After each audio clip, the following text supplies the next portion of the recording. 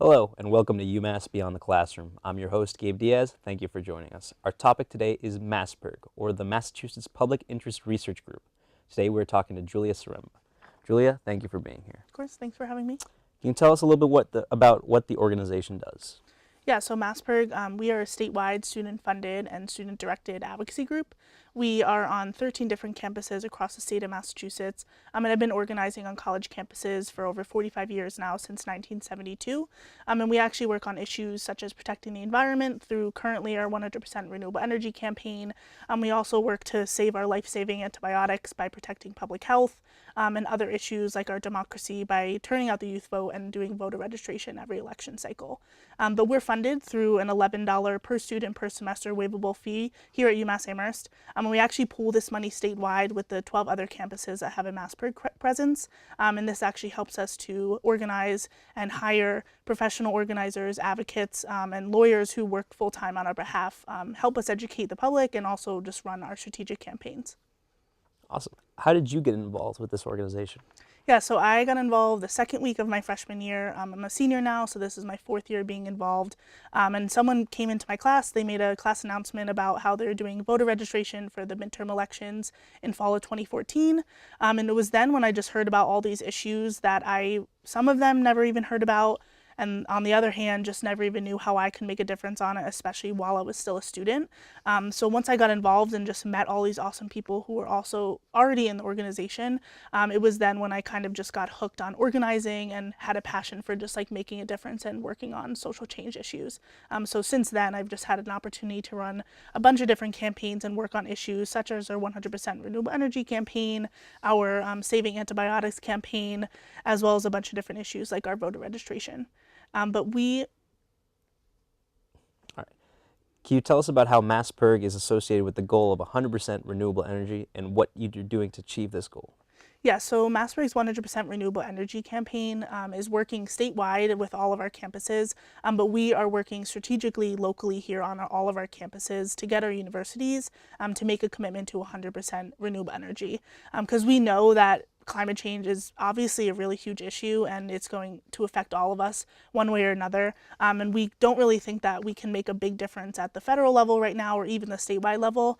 So that's why we're working locally here on campus. So we're collecting tons and tons of petitions from students across campus. And we're also getting faculty and professors on board to show the administration and those in charge of the campus that this is a campus-wide initiative that we all want to see the university making a difference. And just specifically here at UMass Amherst, we know as like the flagship campus of the Commonwealth and of the state of Massachusetts that this can make a real difference if our university makes a switch.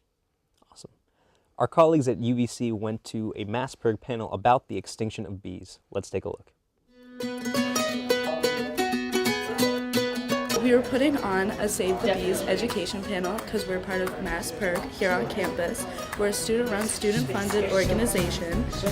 We have several panels and several chapters across Massachusetts, but PIRG is also a nationwide organization. We put on this panel to gain student support and to educate students about bees.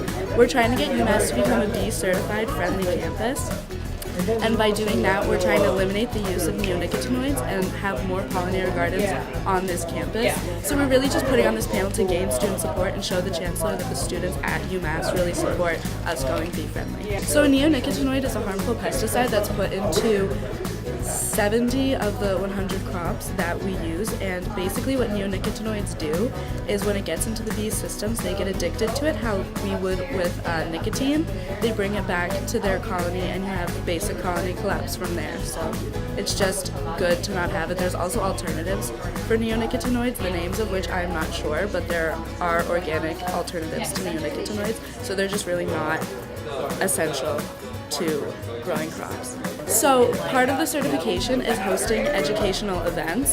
So we're going to put on as many education panels as we can to get the certification. We were looking for people who are really educated on the topic, specifically people who are educated on pollinator gardens and neonicotinoids, which these two speakers were, because neonicotinoids and pollinator gardens are the two main reasons why we're getting this certification.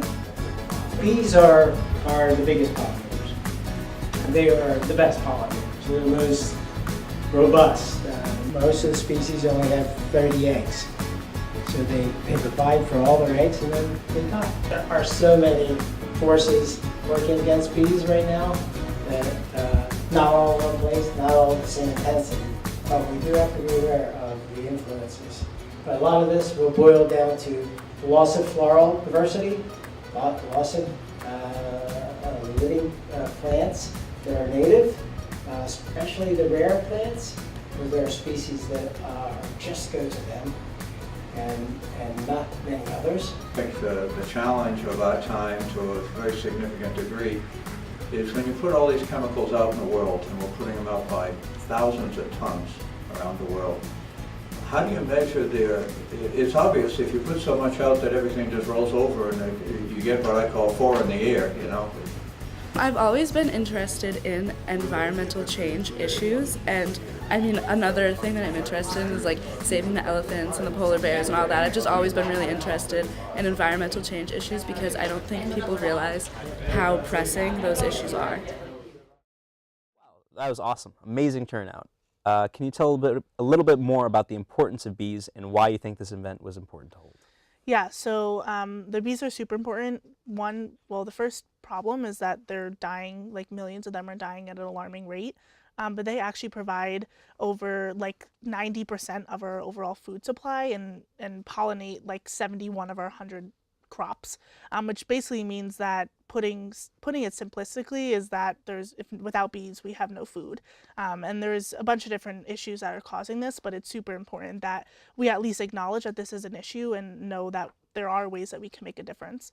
So here on campus, we're working to get UMass to be a certified bee-friendly campus, which means that they actually hit a threshold and satisfy a set of criteria by raising awareness on campus, changing their landscaping practices to be bee-friendly and not harmful to bees on campus, but also just making sure that everyone on campus is doing their part to help save the bees, at least here at a local level. And we think that'll make a big difference in the long term at a higher level.